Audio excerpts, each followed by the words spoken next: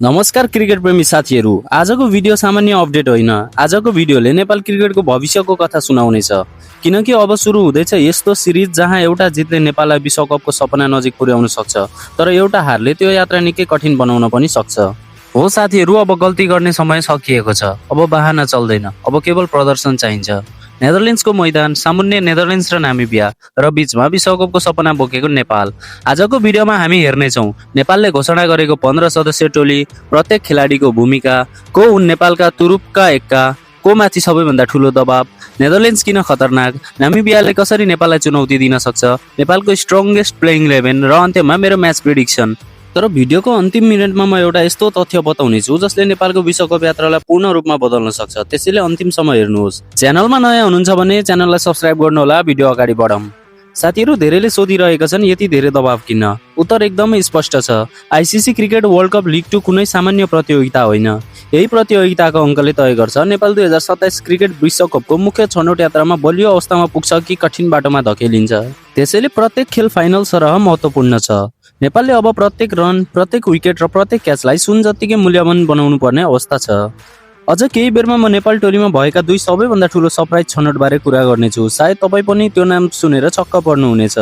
नेपालको टोलीमा अनुभव र युवा प्रतिभाको राम्रो मिश्रण देखिन्छ। सबैभन्दा पहिलो कप्तान रोहित पौडेल। रोहित केवल कप्तान होइनन्, उनी अहिले नेपालको ब्याटिङको मेरुदण्ड हुन्। दबावमा इनिङ्स बनाउने क्षमता, खेललाई अन्त्यसम्म लैजाने धैर्यता र कप्तानी निर्णय, यी सबै कारणले उनी टोलीको सबैभन्दा महत्त्वपूर्ण खेलाडी बनेका छन्। अब कुरा गरौँ दिपेन्द्र सिंह ऐरीको। यदि नेपाललाई कठिन अवस्थामा कसैले बचाउन सक्छ भने त्यो नाम हो दिपेन्द्र। ब्याटिङ, फिल्डिङ, बलिङ तीनै विभागमा म्याच जिताउने क्षमता भएका खेलाडी नेपालसँग धेरै छैनन्। अब आउँछन् कुशल भुर्तेल। सुरुवाती 10 ओभरमै विपक्षीमाथि दबाव बनाउने जिम्मेवारी कुशलकै काँधमा हुनेछ। यदि कुशलले राम्रो सुरुवात दिए भने नेपालले 300 प्लस स्कोर बनाउने सम्भावना निकै बढ्छ। तर यदि उनी छिटै आउट भए भने नेपालको मध्यम क्रममाथि अत्याधिक दबाव पर्न सक्छ। अब कुरा गरौँ आसिफ शेखको। नेपालको सबैभन्दा भरपर्दा विकेट किपर ब्याटर, शान्त स्वभाव, लामो इनिङ्स खेल्ने क्षमता र नयाँ बललाई राम्रोसँग सामना गर्ने कला, नेपाललाई उनको अनुभव अत्यन्त आवश्यक हुनेछ। तर साथीहरू, नेपालका यी 4 स्टार खेलाडी भन्दा पनि ठुलो जिम्मेवारी एउटा यस्तो खेलाडीमाथि छ जसको नाम धेरैले अनुमान नै गरेको छैनन्। त्यो खेलाडी को हुन् त्यसबारे केही बेरमा कुरा गर्नेछौँ। नेपालको सबैभन्दा ठुलो शक्ति अझै पनि बलिङ नै हो। सन्दीप लामिछाने, उनको 4 ओभरले पूरा खेलको दिशा परिवर्तन गर्न सक्छ।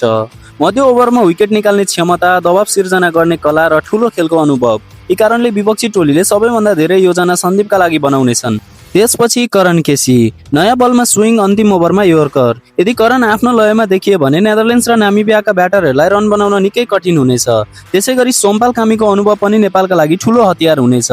साथीहरू, अब सुरु हुँदैछ भिडियोको सबैभन्दा महत्त्वपूर्ण भाग, किनभने अब हामी हेर्नेछौँ नेपालको टोलीमा को किन छ, को अहिले उत्कृष्ट फर्ममा छ, अनि एउटा यस्तो खेलाडी जसले यो सिरिजमा नेपालको भाग्य नै बदल्न सक्छ। धेरैले अहिले दिपेन्द्र, सन्दीप वा कुशलको नाम लिइरहेका छन्, तर मेरो विचारमा यो सिरिज जिताउने खेलाडी अर्को पनि हुन सक्छ। त्यो को हो? भिडियोको अन्तिमसम्म रहनुहोस्। कप्तान रोहित पौडेल। रोहित पौडेल अहिले नेपाली क्रिकेटको सबैभन्दा परिपक्व ब्याटर मध्ये एक हुन्। कप्तान भएपछि उनको जिम्मेवारी केवल रन बनाउनु मात्र होइन, उनले मैदानमा सही समयमा सही निर्णय लिनुपर्छ। कुन बेला स्पिन ल्याउने, कुन बेला फास्ट बलरलाई निरन्तर आक्रमणमा राख्ने, कुन बेला फिल्डिङ परिवर्तन गर्ने, यी सबै निर्णयले म्याच जिताउन सक्छ। यदि रोहितले कप्तानी र ब्याटिङ दुवैमा राम्रो प्रदर्शन गरे भने नेपाललाई हराउन कुनै पनि टोलीलाई सजिलो हुने छैन। दिपेन्द्र सिंह ऐरी, नेपालको सबैभन्दा ठुलो म्याच विनर। साथीहरू, यदि एउटा मात्र खेलाडी रोज्नु पर्यो भने जसले एक्लैले म्याच जिताउन सक्छ, त्यो नाम हो दिपेन्द्र सिंह ऐरी।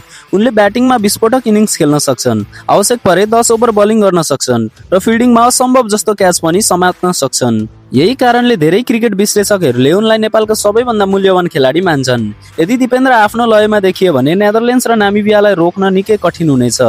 कुशल भुर्तेल। नेपाललाई बलियो सुरुवात चाहिन्छ र त्यो जिम्मेवारी कुशल भुर्तेलको काँधमा छ। यदि उनले पहिलो 10 ओभरमा 50-60 रनको राम्रो सुरुवात दिए भने मध्यम क्रमका ब्याटरहरूलाई स्वतन्त्र रूपमा खेल्न सजिलो हुनेछ। तर यदि कुशल चाँडै आउट भए भने नेपालमाथि दबाव तुरुन्तै बढ्नेछ।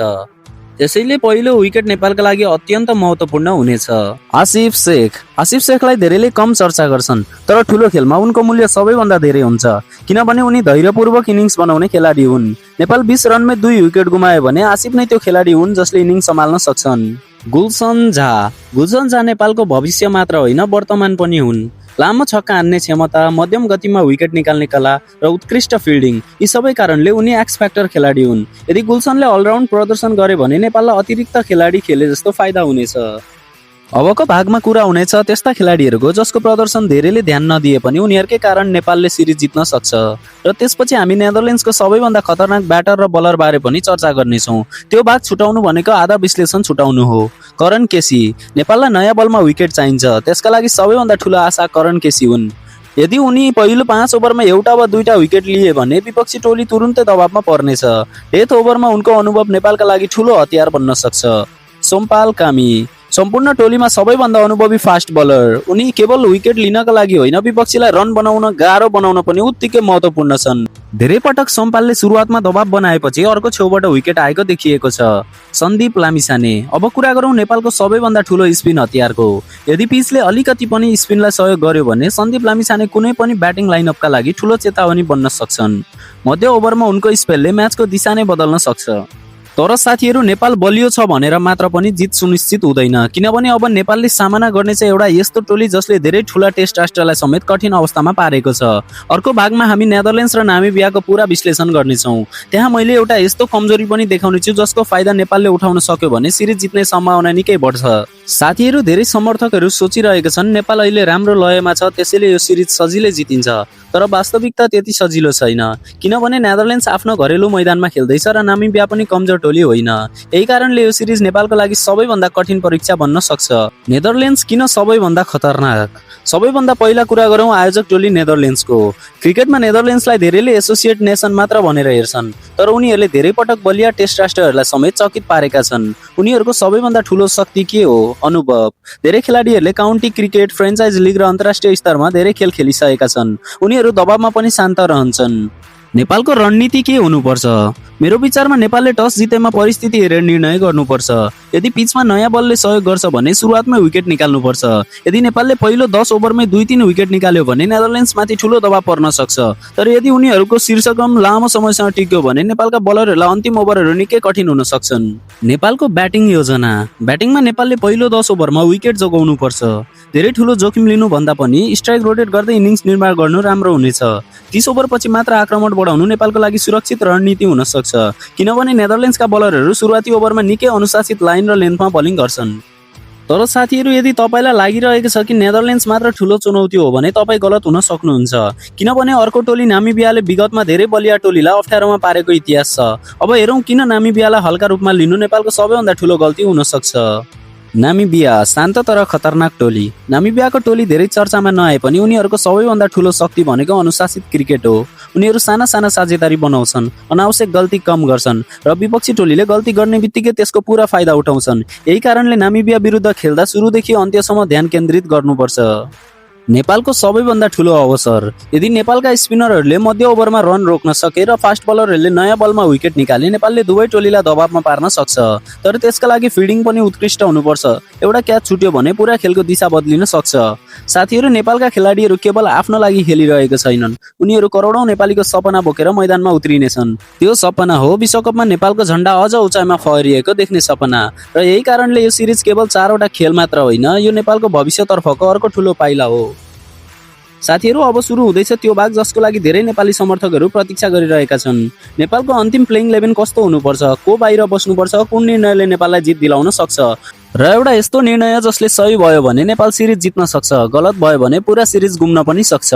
अन्तिमसम्म हेर्नुहोस्, किनकि अन्त्यमा म मेरो स्कोर प्रेडिक्सन पनि दिनेछु। मेरो स्ट्रङ्गेस्ट प्लेइङ 11: कुशल भुर्देल, आसिफ शेख, भीम सार्की, रोहित पौडेल, दिपेन्द्र सिंह ऐरी, गुलसन झा, आरिफ शेख, करण केसी, सोमपाल कामी, सन्दीप लामिछाने, ललित राजवंशी। कुशल र आसिफले बलियो सुरुवात दिनुपर्छ। भीम सार्कीले एक छेउ समातेर खेल्नुपर्छ। रोहित र दिपेन्द्रले मध्य ओभरमा इनिङ्स निर्माण गर्नुपर्छ। यदि अन्तिम 15 ओभरमा गुलसन, आरिफ र करणले आक्रामक गरे भने नेपाल 280 देखि 320 रनसम्म पुग्न सक्छ। नेपालको सबैभन्दा ठुलो कमजोरी। साथीहरू, हामी सबैले नेपालको बलियो पक्ष धेरै चर्चा गर्छौँ, तर एउटा कमजोरी स्वीकार गर्नै पर्छ, त्यो हो फिल्डिङ। कतिपटक सजिलो क्याच छुटेको छ, कतिपटक रनआउटको मौका गुमेको छ। अन्तर्राष्ट्रिय क्रिकेटमा यस्ता गल्तीले म्याच जिताउँदैन, हराउँछ। यदि यो सिरिजमा नेपालले फिल्डिङ सुधार्यो भने त्यो आफैमा अतिरिक्त 30-40 रन बचाउनु जस्तै हुनेछ। साथीहरू, जब नेपाली खेलाडी मैदानमा उत्रिन्छन् उनीहरू केवल 11 जना खेलाडी होइनन्, उनीहरू करोडौं नेपालीको सपना बोकेर खेलिरहेको हुन्छन्। त्यसैले जित केवल स्कोरबोर्डमा होइन, हरेक नेपालीको मुहारमा मुस्कान ल्याउने कुरा पनि हो। साथीहरू, मेरो विचारमा नेपालले यही कुरा पूरा गर्न सक्यो भने सिरिजमा उत्कृष्ट नतिजा निकाल्न सक्छ। सुरुवाती साझेदारी बलियो बनाउने, पहिलो 10 ओभरमा धेरै विकेट गुमाउन मिल्दैन। मध्यम ओभरमा स्पिनरको आक्रमण, सन्दीप लामिछाने, दिपेन्द्र सिंह ऐरी र ललित राजवंशीले रन रोक्दै विकेट निकाल्नुपर्छ। डेथ ओभरमा अनुशासित बोलिङ, करण केसी र सौपाल कामीले अन्तिम ओभरमा अतिरिक्त रन दिनु हुँदैन। दबावमा शान्त रहने, विश्वकपको सपना ठुलो छ तर हरेक खेल एक एक बलबाट जितिन्छ। यदि तपाईँ पनि नेपालको यो विश्वकप यात्रामा विश्वास गर्नुहुन्छ भने अहिले नै यो भिडियो लाइक गर्नुहोस्, कमेन्टमा लेख्नुहोस् नेपाल जित्छ। र यदि तपाईँ नेपाली क्रिकेटको हरेक ठुलो अपडेट, विश्लेषण र विशेष भिडियो सबैभन्दा पहिला हेर्न चाहनुहुन्छ भने अहिले च्यानल सब्स्क्राइब गरेर बेल आइकन पनि थिच्नुहोस्। म फेरि अर्को भिडियोमा नेपाल क्रिकेटको नयाँ अपडेट सहित भेट्नेछु। त्यतिन्जेलसम्मका लागि जय नेपाल, जय नेपाली क्रिकेट।